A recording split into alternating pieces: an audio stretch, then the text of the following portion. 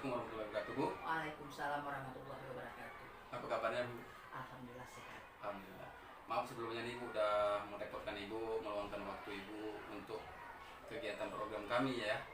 Nah, jadi kami di sini, Bu, dari CGP Angkatan 6, kami diberikan tugas oleh program guru penggerak untuk memberikan wawancara terhadap beberapa kepala sekolah, yaitu mengenai pengambilan keputusan, bagaimana kepala sekolah mengambil keputusan mengenai dilema etika, yaitu benar lawan benar dan bujukan moral, yaitu benar lawan salah, seperti itu. Nah, jadi di sini, Bu, ada beberapa pertanyaan yang berkaitan dengan program guru penggerak, yaitu untuk menggali bagaimana kepala sekolah itu mampu dalam mengambil keputusan yang tujuannya kami dari calon guru penggerak ini mengambil kesimpulan yang telah Ibu berikan kepada kami, dan kami nanti kedepannya bisa mempraktikkan baik itu di kelas terhadap anak-anak dan maupun kepada orang lain, seperti itu, ya. Nah, di sini ada pertanyaan yang pertama, Bu. Selama ini bagaimana Ibu sebagai kepala sekolah mempraktikkan atau yang pernah Ibu alami, seperti kasus atau kegiatan permasalahan-permasalahan yang dapat Ibu selesaikan, seperti itu. Bisa Ibu jelaskan kepada saya? Terima kasih Ya. ucapkan kepada Pak Abdul yang telah mewawancara Ibu. Di sini Ibu akan jawab masalah tadi etika, ya. Iya. Pertama, Ibu pernah menghadapi itu masalah etika itu, yaitu masalah guru, yaitu dia tentang menanyakan masalah kalau secara realnya masalah kantin. Nah, tapi kantin itu menurut Ibu itu adalah manajerial kepala sekolah. Suakelola masalah itu termasuklah seperti koperasi. Kalau koperasi itu memang bersama. Tapi kalau kantin itu tidak bersama, karena dia mempunyai etika tadi bahwa kantin itu adalah khusus manajerial kepala sekolah. Jadi guru ada menanyakan sama Ibu masalah uang, yang namanya uang itu sensitif, Iya, benar, ya benar. gitu kan. Ibu jawab, langsung Ibu jawab, Iya. itu uang itu memang bukan milik Ibu, milik bersama juga bukan. Jadi kita bersama-sama kelola. Iya. Kelola. Jadi hasilnya itu kita bukan Ibu ambil pribadi Ibu, bukan juga untuk yang lain, kita bersama, kita kelola. Misalnya pada bulan Ramadan kita belilah gula sekilo 2 kilo, sirup untuk kita bersama, untuk kita menjalankan ibadah. Nah, itu yang pertama. Kemudian keduanya, misalnya uangnya masih lebih, ayo kayak mana itu, kita misalnya kamu mau minta jalan-jalan, boleh, dengan catatan kalau uangnya cukup. Nah, gitu. Jadi kalau dengan yang lain, misal kita juga, kamu bilang bahwa itu bisa diambil dari dana bos, tidak boleh. Dari bos itu milik pemerintah. Kalau ada misalnya sedikit demi sedikit yang kita kumpulkan, boleh. Tapi tidak boleh diambil keseluruhannya itu dari dana bos, hanya diambil dari uang kantin. Karena itu manajerial. Jadi dari yang saya tanggapi persoalan Ibu tadi masalah kegiatan kantin, ya.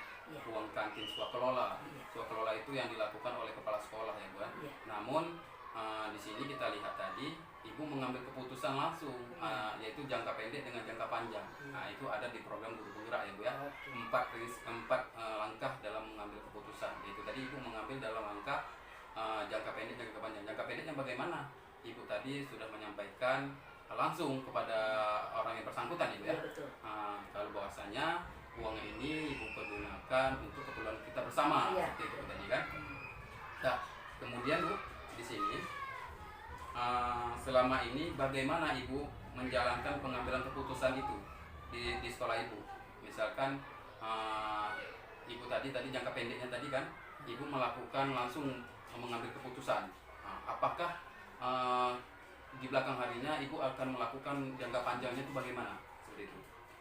Kalau jangka panjang, misalnya Ibu nggak bisa menyelesaikan sesuatu ini dengan secara langsung, tapi ibu ambillah misalnya 1 hari 2 hari ibu berpikir apa jawaban yang akan ibu lakukan. Nah kemudian disitulah ibu ambil jangka panjangnya. Misalnya nggak bisa ibu jawab, ada seorang guru menanyakan masalah namanya tadi uang ya, uang itu sensitif sekali. Nah itu ibu ambilnya untuk besok ibu jawab ataupun lusa kapan ibu kesempatannya akan datang, karena itu jawabannya agak panjang sedikit. Nah gitu. Karena berkaitan dengan uang ya Bu ya. Uang kan harus diperlihatkan, harus dijelaskan secara detail. Kemudian kita harus rinciannya itu dari tanggal berapa sampai tanggal berapa kita gunakan uang itu, berhasilkah kita dalam koperasi itu atau berhasilkah kita dalam kantin itu, uang itu harus kita kumpul. Oh ya, benar sekali Bu ya. Berarti keputusan ibu ambil itu keputusan yang jangka pendeknya itu sudah benar. Lalu yang menggunakan jangka panjang supaya tidak ada timbul kecurigaan. Iya betul. Jadi ibu tadi melakukan rapat lah tadi ya, betul, bersama dewan guru untuk menyelesaikan bagaimana kedepannya gitu ya. Nah, tentu di dalam percakapan itu yang ibu mau mengumpul orang ini pasti memerlukan langkah-langkah ya, atau prosedur seperti apa yang ibu lakukan seperti itu.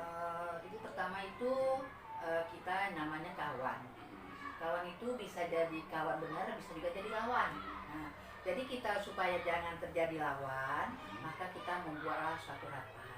Di rapat itu kita saling kerjasama, saling terbuka.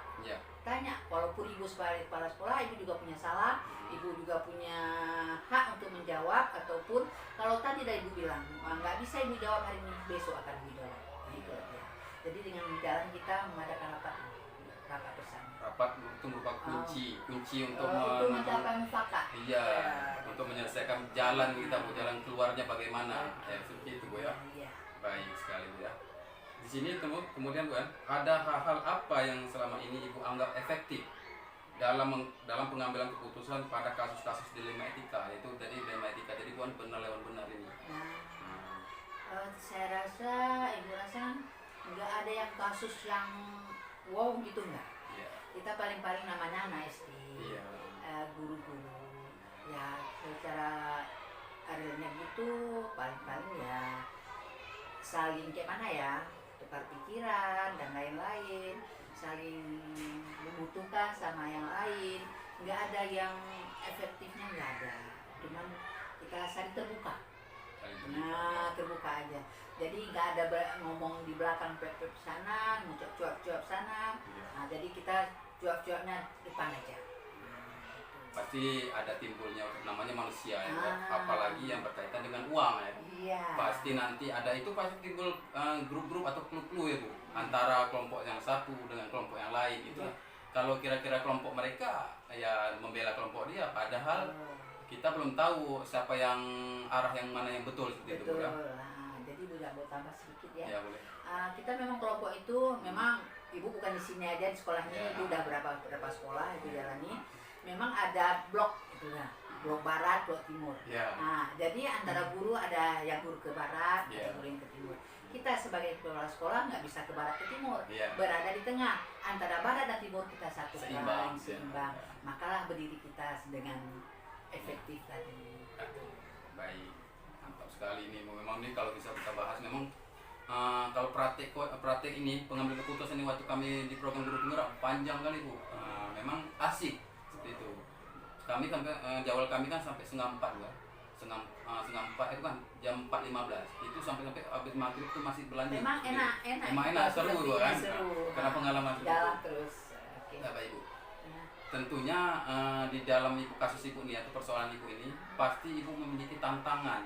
Memiliki tantangan untuk menyikapi antara kelompok itu tadi kan pasti uangnya ini kemana, seperti itu kan. Itu bagaimana ibu menyikapi itu Bu? Di sini ibu yang pertama udah ibu katakan tadi, ibu nggak mau cuap-cuapnya di belakang, mau cuap-cuapnya di depan. Jadi dengan catatan ibu dekatin hanya beberapa orang guru aja yang memegang. Nah ibu dekatin sisilah mereka gitu kan. Ibu nggak mungkin satu-satu ibu selami gitu. Pasti yang memegang uang kan bukan ibu yang memegang uang, kan ada yang ibu gitu, yang bagaimana yang gitu. Jadi ibu dekatin mereka dulu. Nah ibu tanyalah pada mereka, mana sekolah, karena sekolah pasti jawabannya itu saling. Iya. Nah, kan pada tahu dia. Iya. Di situ ibu langsung ataupun ibu katakan pada mereka, panggil aja ibu pulang. Iya. Kemari, ibu pulang kemari. Ibu datangkan kan, duduklah di kantor ini. Duduk. Di situ ibu tanya langsung.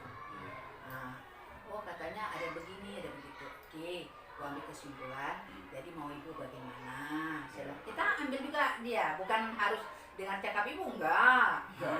Ibu pasti tanya sama dia, ibu bagaimana? Oh gini, oke, kita jalanin. Saya bilang, kita lihat dulu ke depan bagaimana. Jadi kan setelah ibu keterangan, namanya manusia tadi kita bilang bukan, dia belum tahu uang itu padahal kita gunakan untuk apa. Bulan tadi kan, memang kita sebagai kepala sekolah, tadi uang yang untuk keseharian misalkan makan kita, gula kita, apa itu bukan? Dan habis itu kegiatan-kegiatan waktu kita mau masuk bulan Ramadan, bulan raya kan kita beli gula untuk mereka kan nggak mungkin ibu gunakan uang dana bos dari ibu kan? Itu kan uang negara asal itu badan. Maka setelah ibu menjelaskan tadi, dia sudah paham, sudah bisa mengerti seperti itu bu ya. Nah baik bu. Tadi juga ibu sudah menjelaskan secara ini ya, tidak sadar bahwasanya menggunakan jadwal seperti itu. Jadi saya ingin mengulangi lagi. Apakah ibu selama ini memiliki jadwal dari kasus ibu tadi? Jadwalnya itu misalkan ditentukan atau bagaimana bu? Misalkan? Sebenarnya bukan jadwal. Sebenarnya buku kasus juga, termasuk buku kasus. Itu ibu ada. Jadi ibu memang enggak ibu bilang sama siapapun. Ibu kasusnya sekolah hari ini gini, misalnya sekolah hari ini telat. Itu jadwal juga. Sekolah hari ini melakukan ini. Itu sama seperti buku agenda bu. Agenda itu keseharian bagaimana itu ya. Itu ada. Jadi ibu tahu. Oh, si Polan dalam sebulan ini ada 2 kali dia nggak masuk. Oh, si Polan dalam bulan ini ada 2 kali dia melakukan kesalahan apa misalnya gitu kan. Itu termasuk juga jadwal tadi. Di situ ibu selesaikan. Kalau kita bilang kayak buku dosa ya, gitu kan. Ibu selesaikan secara real juga lah. Kita bilang suatu saat ada ibu kumpul-kumpul panggil. Tolong ibu panggil ibu ini. Tolong ibu panggil ibu ini. Disitulah ibu selesaikan. Dia harus mengaku. Karena ibu kita ada catatan tanggal sekian bulan sekian dia ada di sini. Gitu. Berarti dari ibu yang bilang tadi ibu sudah mencatat sesuai dengan fakta-fakta.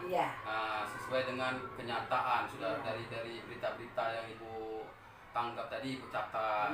Yang orangnya ini siapa-siapa saja tokohnya dari itu kan.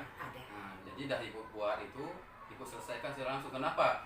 Kalau bahasanya segala sesuatu masalah itu kalau kita biarkan maka itu akan melanjut lagi seperti itu kan. Kalau kita selesaikan seperti ibu bilang. Maka ibu tadi buat jadwalnya tadi lah. Kalau nggak sempat hari ini ya esok harinya, pokoknya diselesaikan dalam minggu itu bu ya. Seperti itu. Nah baik sekali bu ya. Mantap lagi. Kemudian ini bu, dalam ibu menyelesaikan masalah itu. Tentu ada orang-orang yang terdekat ya bukan ibu yang seperti ibu tanya tadi. Bagaimana ibu memilih orang-orang terdekat itu? Apakah yang dari orang terdekat itu tadi ibu percaya terus atau bagaimana seperti itu? Sebenarnya orang terdekat itu nggak langsung ibu percaya terus. Ya ibu kan selama di sini kan ibu selami dulu. Sekolahnya bagaimana ini? Yang mana harus ibu percaya? Di situ baru ibu dapat. Nggak langsung ibu ambil. Setelah ibu selami dalam sebulan, 2 bulan, 3 bulan ibu di sini, kemudian dapat. Habis itu ibu ajak kerjasama, dia pun kita bilang saling, gitu. Kalau orang aja bilang ngerti, gitu kan? Dia ngerti ibu ngerti dia. Oke, kerjasama kita berlanjut. Berarti dari kasus yang tadi yang besar tadi nggak besar sebenarnya juga. Enggak besar kita sekolah. Karena tidak ada mempengaruhi dengan hukum. Maka kira-kira bisa kita seperti tadi mengambil jalur jangka pendek lawan jangka panjang. Jadi ibu langsung menjelaskan langsung kepada mereka bahwasanya ini itu ketika mereka itu sudah paham. Tapi daripada itu jangka pendek tadi ibu juga menggunakan juga jangka panjang. Takut terjadi omongan yang lain kepada kawan-kawan yang lain. Jadi mengundang semua orang tadi gitu bu ya. itu dia sampai semua. Jadi orang yang berpihak kemana, yang berpihak ke yang mana yang betul, berarti orang itu yang bela yang betul, seperti itu kan. Jadi kalau yang orang ini tadi yang mengaku dia itu benar, ketika sudah mendengar pengakuan ibu, maka dia akan berpaling ke ibu, seperti itu Bu ya. Seperti itu yang kita harapkan, begitu kan. Nah, lalu sini Bu, dari kasus ibu tadi, apa yang bisa ibu petik atau mengambil kesimpulan untuk kedepannya, seperti itu? Mudah-mudahan ke depan nanti setelah kita melakukan seperti ini, jadi guru-gurunya pun paham bagaimana sikap ibu yang sebenarnya, karena kita curhat dari hati ke hati. Jadi dia mengerti. Ibu rasa sekarang pun guru-guru ibu insya Allah baik-baik semua. Alhamdulillah. Inilah berkat tadi kita saling kerjasama, saling kita ngayomi. Kita ngayomi dia kemana arahnya. Insya Allah guru kita di sini nggak ada bermasalah. Semua baik-baik. Jadi kita ini merangkul Bu ya. Merangkul kalau dia itu berpaling, bagaimana caranya kita itu merangkul dia kembali. Sehingga yang salah itu menjadi benar. Seperti itu ya. Baik Bu. Terima kasih banyak Bu. Begitu Bu besar ya pengalaman-pengalaman yang saya dapatkan dari yang Ibu berikan kepada saya. Semoga nanti dapat bermanfaat kepada saya. Saya bisa mengembangkan ke tempat yang lain, seperti itu ya. Nanti di sini dapat kita kesimpulkan juga Bu, bahwasanya tadi kasus yang Ibu alami itu kan ada 2 kasus nih Bu. Kasus itu ada 2. Nah, kasus dilema etika yaitu benar lawan benar, yang mana kasus lawan benar ini harus kita terapkan dengan langkah-langkah siapa yang benar, siapa yang salah, seperti itu kan. Namun kalau kita menggunakan yang satu lagi, menggunakan apa tadi Bu? Bujukan moral. Ya, bujukan moral itu berupa bujukan atau rayuan. Seperti Ibu tadi sudah jelaskan juga ya. Ibu ini kepala sekolah, ada seseorang yang merayu, yuklah Bu, uang lebih ini kita makan-makan, seperti itu ya.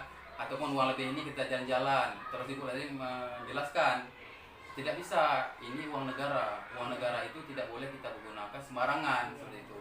Dia harus menggunakan langkah-langkah atau prosedur yang telah ditetapkan oleh peraturan pemerintah, gitu ya.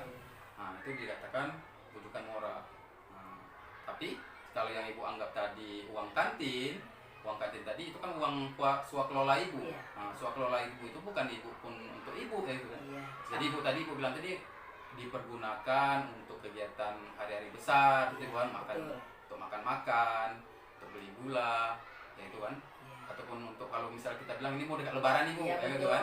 Nanti Ibu kasih sirup lah, ataupun uang sekian lah untuk orang ini. Itulah dipergunakan oleh uang swakelola ini Bu ya. Baik, terima kasih banyak Bu. Sekali lagi saya mengucapkan terima kasih. Assalamualaikum warahmatullahi wabarakatuh. Waalaikumsalam.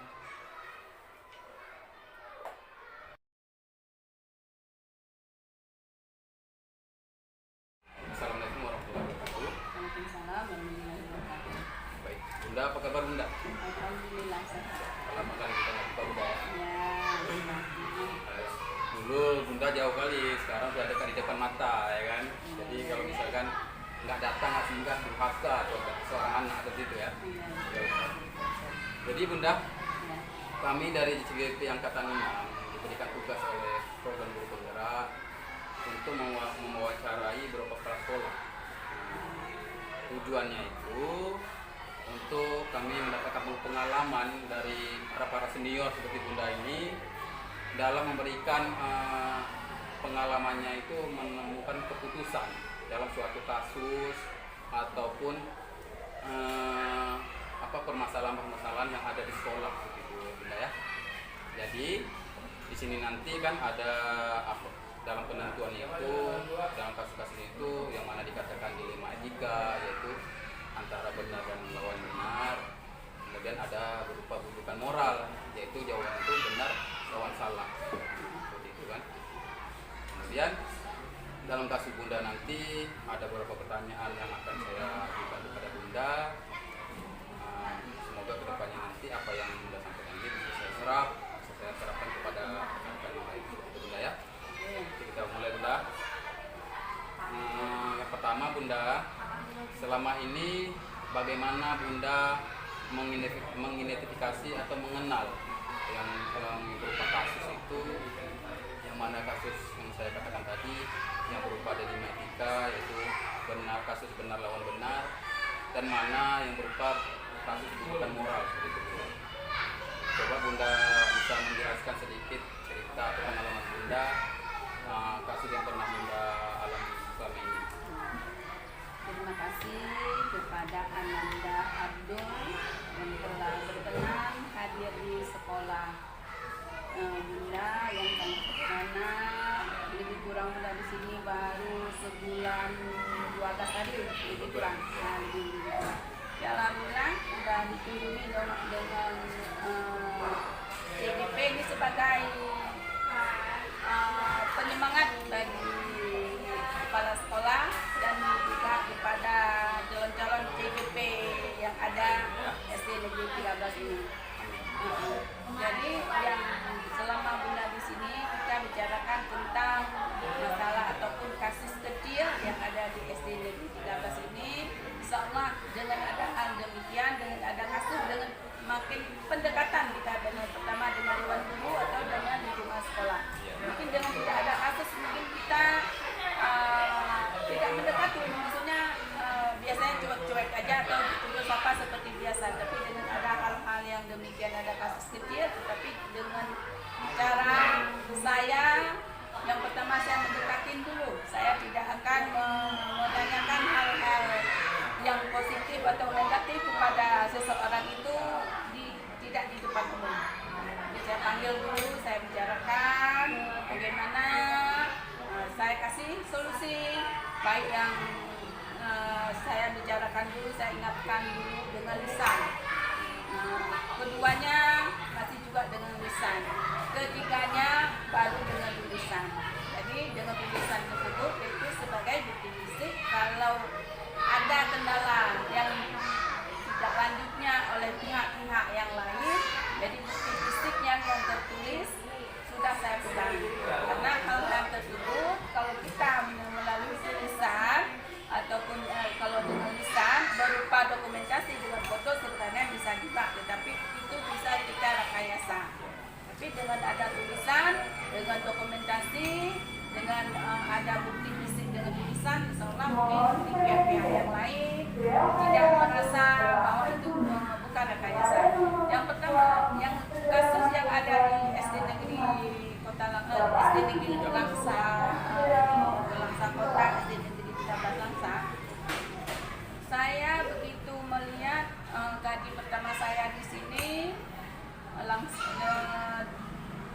2, bulan 1 saya masih masuk Itu gaji Bunda ya? Ya, ketahuan di gaji saya bulan 2 masuk di sini, saya melihat mengecekkan ternyata sedangkan surat dari Wali Kota Langsa sudah mengeluarkan menghimbaukan kepada seluruh warga PNS wajib mengeluarkan infak. Jadi saya lihat begitu, mungkin mereka ini mungkin tidak salah karena mungkin yang selama ini mungkin terlupakan, tidak terkontrol ke situ. Jadi dengan hal yang menemukan hal tersebut, saya mengadakan rapat. Bagaimana sekarang kita infaknya itu kita keluarkan karena memang infak itu wajib untuk membersihkan harta kita, yaitu berupa kita gaji. Nah, jadi infaknya itu tidak pun harus kita keluarkan berapa persen, cuma 1%. 1% ya. 1%. Jadi ada saya melemparkan pertanyaan kepada guru-guru saya. Kira-kira gimana kalau infak bulan depan kita keluarkan? Ada beberapa orang mengatakan agak keberatan, tetapi dengan saya mengatakan dengan contoh-contoh hal-hal yang keagamaan yang mendalam, mereka itu dengan tidak sengaja dia akhirnya sangat setuju. Jadi bulan kemarin kami setorkan yang biasanya yang berhak yang menyetorkan orang ibu-ibu yang berkaitannya ke agama, contohnya baik di guru PTG, baik ke guru agama. Saya gerakkan kepada beliau ini, ibu-ibu tolong arahkan kita ini, dan terutama bagi saya dulu, memang saya itu sebagai ketua KKSD sini, tapi namanya kita manusia. Mungkin terbelok sedikit, tolong sama-sama kita arahkan kita ke jalan yang lebih baik. Jadi demikian, insya Allah kemarin sudah kami lakukan pembayaran infak ke Baitul Mal. Berarti untuk pembayaran infak itu di SD 13 ini baru perdana ya Bu ya? Sebenarnya bukan perdana, ada saya tanyakan, mereka tuh sebelum-sebelumnya udah berapa generasi kepala sekolah, kemudian kita bilang udah lama lah, Ya. ada, setelah itu putus, sampai sekarang, itulah kemarin kita mulai kembali. Ya. Jadi di sini bukan saya dari simak percakapan ibu masalah lah bukan kasus ya kan? Ya. Kasus kalau itu kasus kan ada mengenai dengan hukum. Kalau ini kan permasalahan lah yang bisa dibilang segera ibu atasi selaku ibu sebagai kepala sekolah. Nah, jadi saya lihat tadi masalah infak. Infak ini Bu itulah dikatakan tadi kita dalam menentukan yang mana itu dikatakan kasus ataupun masalah harus menggunakan 4 pola paradigma. 4 pola paradigma itu yaitu yang benar lawan benar tadi. Yang ibu hadapkan ini polanya itu benar lawan benar. Kenapa dikatakan benar lawan benar? Karena tadi tidak ada merupakan rayuan, tidak ada rayuan. Bisa kalau yang dikatakan rayuan atau rujukan moral seperti ini Bu. Ibu ada uang dana bos nih. Dana bos, yuk kita makan-makan. Itu merupakan rayuan. Rayuan itu antara benar lawan salah. Jadi ibu bisa langsung memutuskan. Oh itu tidak boleh. Karena itu uang dana bos harus ada sesuai dengan peraturan-peraturan yang telah ditentukan oleh pemerintah. Itu yang dikatakan rujukan moral. Tetapi karena ibu tadi itu berupa dilema etika, ya antara jawaban itu benar lawan benar, jadi kita harus membuktikan. Kita buktikan lagi itu berarti ada pembuktian itu ada 3 prinsip lagi. Ada 3 prinsip. Apakah dia itu berpikir secara hasil akhir ataukah berpikir berbasis peraturan, ataukah yang ketiga berpikir berbasis rasa peduli.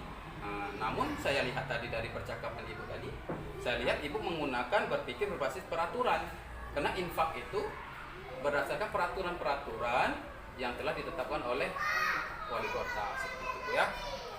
Sudah mantap kali Bu penjelasan ibu. Ini sebenarnya ibu tadi bercerita itu udah dari awal sampai Z. Jadi saya mau bertanya lagi, sudah ibu jawab seperti itu. Tapi prosedur tadi karena di sini menerangkan suruh bertanya, jadi saya tanya kembali, boleh Bu ya? Dah. Jadi selama ini ibu tadi menjalankan pengambilan keputusan itu, saya lihat ibu mengambilnya itu menggunakan paradigma jangka panjang lawan jangka pendek. Jangka panjang tadi, jangka pendeknya dulu, ibu tadi mengumpul mengumpul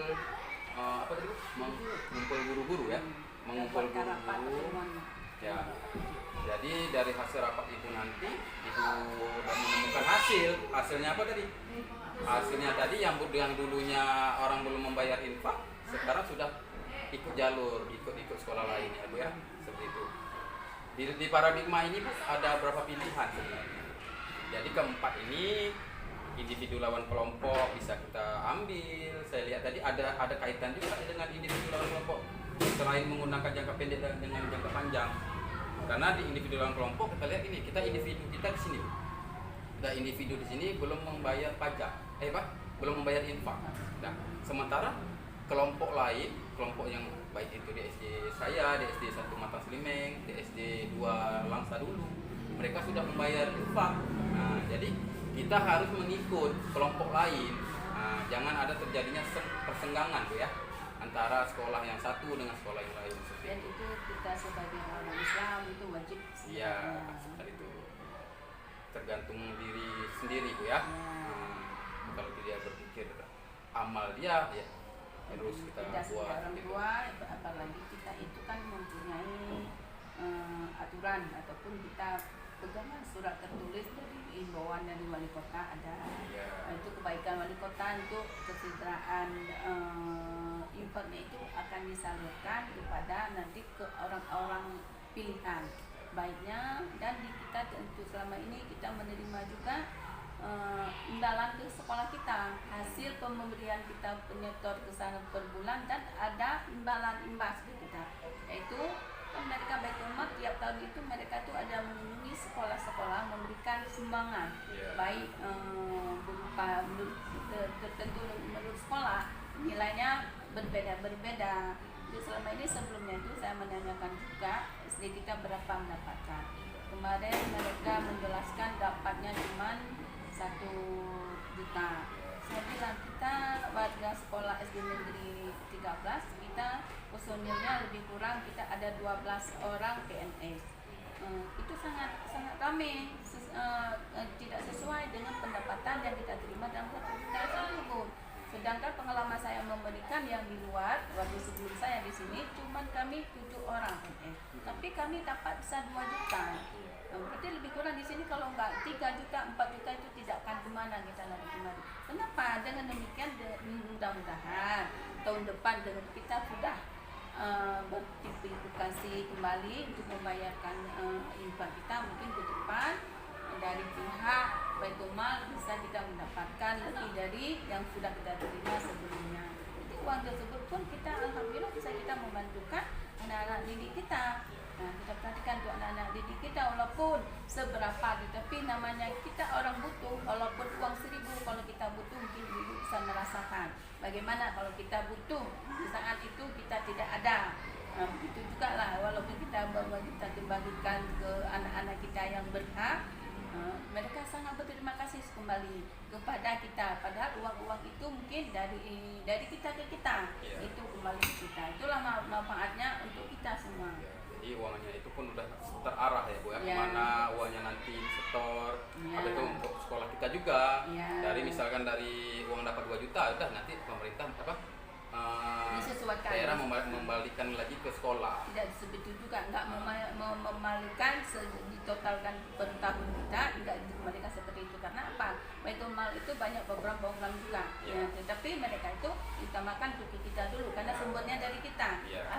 Kalau ada yang lain-lainnya, misalnya kebakaran, Baitul Mal ada mengeluarkan yang dari kita juga. Misalnya ada rumah duafa, itu dari kita juga. Jadi kita sangat membantu pada orang-orang yang membutuhkan, yang intinya infak kita tadi. Nggak mesti dia itu ada di sekolah kita, Bu, benar. Berarti infak yang rumah-rumah yang merasa susah, jadi bisa kita salurkan juga ke sana melalui program pemerintah. Pemerintah.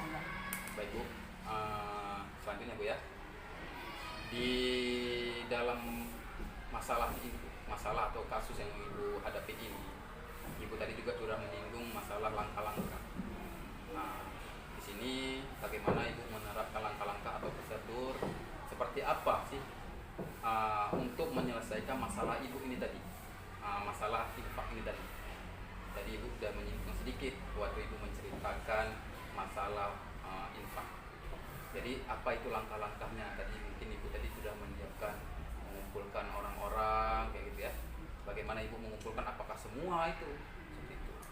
Jadi langkah-langkah yang pertama saya memanggilkan wakil dulu. Saya berbicara dulu dengan wakil saya. Ini saya melihat di saat ini kita infak kita tidak pernah membayar. Jadi di saat ini kita berubah, kita bagaimana untuk supaya infaknya itu bisa kita keluarkan seperti sekolah-sekolah yang lain. Jadi saya dengan bekerja sama dengan baik dengan wakil kepala sekolah, mereka pun mendukung kepala sekolah, dan saya membuat jadwal yang cocok atau yang pas waktu dan hari yang tepat untuk saya mengumpulkan guru-guru ataupun membuat rapat. Jadi dengan demikian saya mengambilkan keputusan pada hari Sabtu, karena di hari Sabtunya kita pulang agak lebih awal sedikit. Jadi anak-anak tidak terkendala dengan ada pembimbingan kita ataupun dengan ada rapat, anak-anak tidak mengganggu dalam proses belajar mengajar, dan guru-guru pun fokus karena beban mengajar itu sudah pulang, anak siswa sudah selesai. Jadi dengan demikian saya buat rapat, dan dengan demikian juga saya memberi informasi kepada Pak Komite hasil rapat saya. Setelah dari hasil rapat Ibu tadi itu, hal-hal apa saja yang selama itu yang Ibu anggap efektif dalam arti pengambilan keputusan Ibu pada kasus-kasus benar lawan benar ini Bu? Maksudnya efektif itu berdasarkan apa? Ibu melihat orang ini wajib membayar infak ini dari mana gitu. Baik. Jadi dengan bisa ambil langkah untuk keputusan saya, yaitu yang pertamanya itu tadi, kita sebagai orang muslim, kita sebagai orang muslim, kita harta yang kita miliki, kita ada persennya, baik seperti emas ataupun benda-benda yang perlu kita keluarkan itu 2,5. Tetapi kalau kita dalam PNS, dalam aturan pun dari himbauan dari wali kota, yang gaji 12 juta ke atas baru 2,5. Kalau nggak salah saya ya, dalam saya membaca sekilas. Tetapi kalau PNS cuman yang gaji 4 ke atas, kita wajib mengeluarkan infak, yaitu dengan sejumlah 1%. 1%. Jadi dengan demikian saya membicarakan dulu sama dewan dulu, biar sumbernya itu ada, dasarnya itu ada. Jangan nanti mereka ini memang mungkin mereka ini sebenarnya mau mengeluarkan, tetapi ada agak-agak susah sedikit, bukan susah, agak berat, walaupun ada 50.000. Alah, 50.000 itu kan kalau kita ke pasar udah bisa dapat beli minyak makan, dan dapat gula, namanya kita manusia ibu-ibu ya. Namanya ibu-ibu. Jadi dengan kita memberikan contoh bahwa kita sebagai orang muslim, memberikan contoh sebagai cerita saya menceritakan kepada mereka itu contohnya seperti pelacur. Itu di masa zaman dulu ada pelacur, tetapi dia melakukan hal yang baik, itu seorang pelacur. Dengan istilahnya mereka itu dia menjumpai seorang anjing. Anjing itu udah mengeluarkan lidah, dia mau mati dengan kehausan. Tetapi pelacur itu dia mempunyai minumnya dia pun haus. Tetapi dia rela memberikan untuk anjing, menyelamatkan anjing. Ini contohnya, ini seorang pelacur mau melakukan hal yang baik, yang terima itu anjing. Saudara itu anjing itu kan kita najis kita, tetapi ini makhluk hidup, ini ciptaan Allah. Dia seperti kita juga, cuma dia di bagian lain, misalnya dia memang anjing, tetapi dia sebagai makhluk hidup. Dengan demikian mereka, si pelacur ini memberikan minum kepada anjing ini. Dengan pemberian itu anjing itu hidup, pelacur ini meninggal, dia masuk surga. Itu hal kecil, itu orang yang kita benci, maksudnya namanya PSK itu tidak enak kita dengar, maksudnya begitulah mulia hatinya. Kita tidak tahu beliau itu pelacur itu kenapa beliau jadi pelacur. Nah, itu hal-hal yang kecil. Jadi itu kita melihat, kita secara umum melihat pelacur ini ataupun orang-orang yang tadi hina kita lihat Tuhan, tapi di mata Allah dia itu baik. Di akhir hidup dia tadi dia memberikan sedikit sedekah atau apa tadi Bu namanya Bu? Air tadi kepada hewan ini tadi kita bilang Dengan itulah penantara dia tadi bisa diselamatkan di akhirat seperti itu ya. Nah, jadi tadi ibu tadi menyampaikan apa tadi infak itu tadi merupakan peraturan yang telah dibuatkan oleh wali kota. Namun ibu juga memperjelas lagi sebagai pemimpin bahwa infak itu adalah merupakan kewajiban kita di dalam Islam seperti itu kan. Luar biasa sekali Bu. Nah, di sini Bu, tentu ibu tadi dalam memberikan arahan kepada dewan guru yang ada di sini pasti ada tantangan-tantangan berupa dalam pengambilan keputusan ibu, ada yang mendukung, ada yang tidak mendukung seperti itu kan. Itu coba ibu jelaskan sedikit. Itu semua itu namanya ada perubahan, terutama perubahan baru, aturan baru, itu pasti ada tantangan. Tapi saya senang sama tantangan. Kenapa saya senang? Dengan ada tantangan tersebut saya lebih fokus lagi. Jadi pemikiran saya, taktik ataupun ide-ide saya lebih mencari lagi ide apa yang perlu saya gunakan, bahwa kalau kemauan saya itu tidak tercapai. Insya Allah dengan ide-ide ataupun ada hal-hal yang demikian, apa yang saya inginkan insya Allah tercapai, walaupun tidak 100%. Namanya kita hal baru. itu hal baru pasti tidak 100% dengan segera mungkin kita dapatkan. Tapi dengan mendekati, dengan tidak sedikitnya, besoknya kita lihat sudah ada perubahan. Karena apa? Adalah di sini misalnya dari kita lihat daripada pihak kebersihan sekolah misalnya. Biasanya mungkin para petugas kebersihan yang sebelumnya itu kebersihannya itu tertentu saja. Tetapi dengan kita mendekati ke beliau bahwa sekolah kita baiknya itu bersih luar dalam, jangan di depannya aja. Baiknya seperti kita daerah belakang sekolah tertutup. Jangan anggapan itu tidak perlu. Dengan bekerja sama saya ikut bercampur, panggil penjaga sekolah bagi anak-anak yang setelah jam olahraga kita bersama-sama. Saya pun bekerja, penjaga kebersihan sekolah pun ikut bekerja. Jadi dengan demikian mereka itu sudah terbiasa. Jadi sesekali mereka itu kontrol keliling baik yang tidak ruang terbuka contohnya di belakang sekolah. Insya Allah saat ini pun sudah bersih. Apabila saya lihat tadi waktu saya masuk sini Puan pagi, saya lihat itu penjaga sekolahnya sudah mengirim dengan mengontrol betul tamu datang, takut siapa itu kan, udah lihat dari mana Pak, kayak gitu kan. Saya hubungi dulu, saya udah janji itu bunda saya, dan alhamdulillah sudah tertata dengan baik lah seperti itu ya. Alhamdulillah. Semoga kedepannya itu berjalan terus ya. Nah, di sini dari masalah itu tadi, apakah ibu dalam memberikan keputusan itu memiliki suatu jadwal, membuat suatu jadwal atau dalam membuat kegiatan memutuskan itu tadi, apakah ibu memutuskan langsung ataukah jadwalnya itu dibuat besok atau minggu depan atau sebulan kemudian untuk menyelesaikan masalah kasus infak itu tadi? Itu semua kita yang lakukan tidak bisa dengan instan. Pasti kita ambil langkah-langkah panjang lagi ya. Pertama kita kan dekatin dulu tadi, dan itu kita buat jadwal kapan kita bisa duduk atau memanggil. Setelah itu kita cari perubahan. Setelah kita memanggil ataupun duduk bersama, apakah sudah tercapai yang mau kita tadi, dan kira-kira kalau tidak tercapai kita buat jadwal kembali, kita panggil kembali kendalanya di mana gitu. Jadi kalau memang mungkin yang tidak tercapai itu kadang-kadang mereka itu tidak memahami 100% mau kita itu apa. Jadi kan mau kita seperti ini, mereka itu tidak bisa mengkaji mau kita itu apa. Jadi kita panggil kembali, ternyata dengan timbal balik menanyakan apa kendalanya kok tidak sepenuhnya mau kepala sekolah.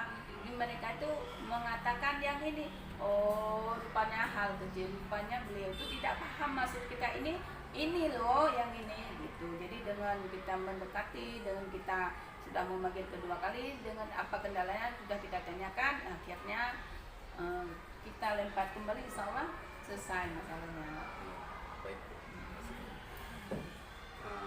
Lagi Bu ya, dalam ibu menentukan keputusan, ya kan, keputusan ini yang masalah infak tadi, mungkin ibu ada orang-orang yang kepercayaan ibu, orang terdekat lah yang utama sekali, yang sebagai bahan curhatan ibu, untuk sebagai orang terdekat ini memberikan saran, komentar, atau sebagai untuk melangkah ibu ke depan lah.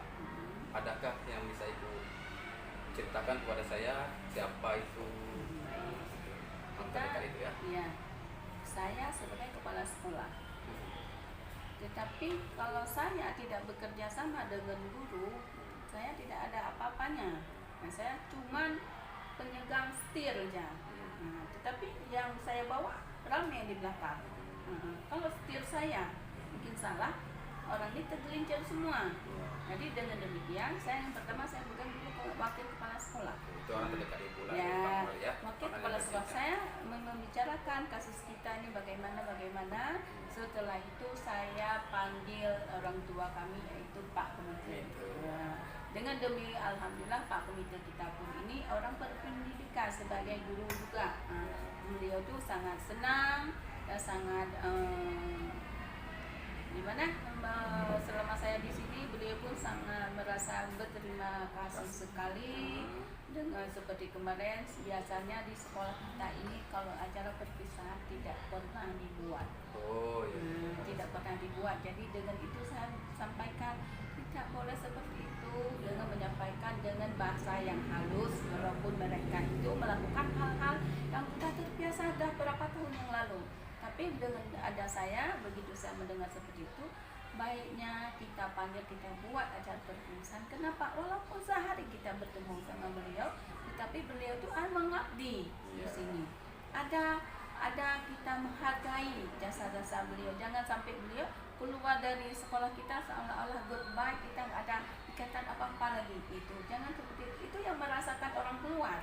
Yang bagi kita di sini tidak ada merasa apa-apa, tetapi yang merasa orang pergi dari sini pasti ada merasa hati kecil.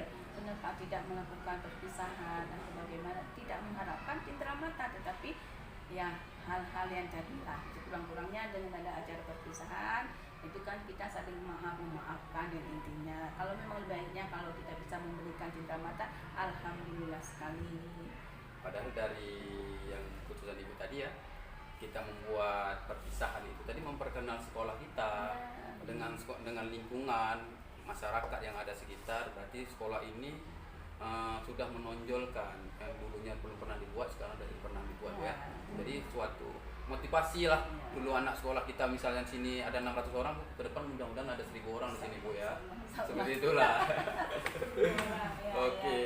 Makin sukses terus lah Bu ya. Diharapkan oleh dinas pendidikan seperti itu. Jadi kita tadi sudah berbincang-bincang panjang lebar nih Bu ya. Bisakah Ibu mengambil kesimpulan atau petikan dari bagaimana Ibu mengambil keputusan ini tadi, intinya macam mana jalurnya itu? Mungkin kan kesimpulannya itu mestinya kita dalam mengambil keputusan tidak terburu-buru, sesuai dengan fakta ya Bu, tentunya Bu ya. Itu keputusan yang saya ambil dalam tindakan, yaitu baik tindakan berupa tuturan ataupun tertulis, itu saya lakukan. Yang pertama, kita tidak perlu buru-buru, dan satu lagi tidak perlu dibawa emosi yang berlebihan. Itu kuncinya. Kalau emosi di depan, pasti setan di tubuh kita itu tidak terkontrol, pasti hasilnya itu tidak baik, tidak maksimal. Jadi saya sebagai dinas pendidikan mempercayakan ke saya sebagai sekolah kepala sekolah SMK 13, bagaimana sekolah ini sebelumnya, kalau kita mendengar dari isu-isu yang lain, tetapi kalau bisa kita tidak boleh menjelekkan yang bagaimana yang lama, bagaimana perubahan dari kita. Itu kita berupaya untuk ada perbedaan, perubahan untuk hal yang baik.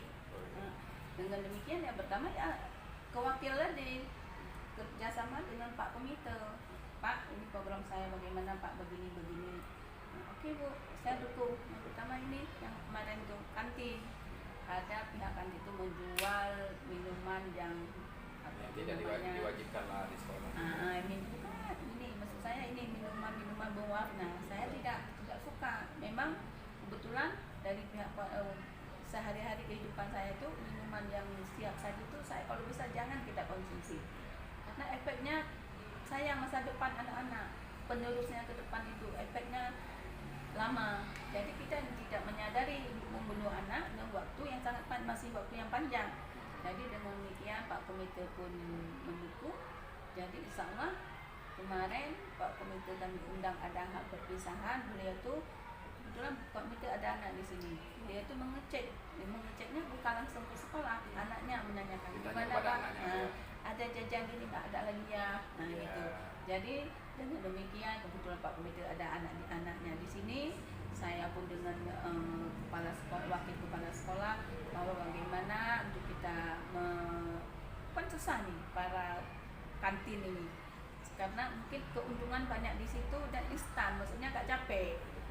Tapi dengan pelan-pelan tujuan kita untuk baik, insya Allah mereka itu saya kasih waktu seminggu. Nah, bisa yang apa yang saya ini tercapai. Dengan perusahaan ini tidak ada lagi yang menjual yang kami menjual. Nah, biasanya nggak pernah pakai telemet, sekarang udah pakai telemet. Biasanya nggak pernah pakai sarung tangan, gitu. Sekarang Sarung lebih tangan. banyak kali perubahan ya Bunda ya. Sama-sama. Baik, terima kasih Bunda, sangat bermanfaat lagi kepada saya. Sekali nanti ke depan nanti saya bisa kembali lagi. Ibaratkan kalau ada sumur di ladang, ibu saya minta sepotor kopi. Kalau ada umur yang panjang akan datang saya kembali lagi. Terima kasih Bunda. Assalamualaikum warahmatullahi wabarakatuh.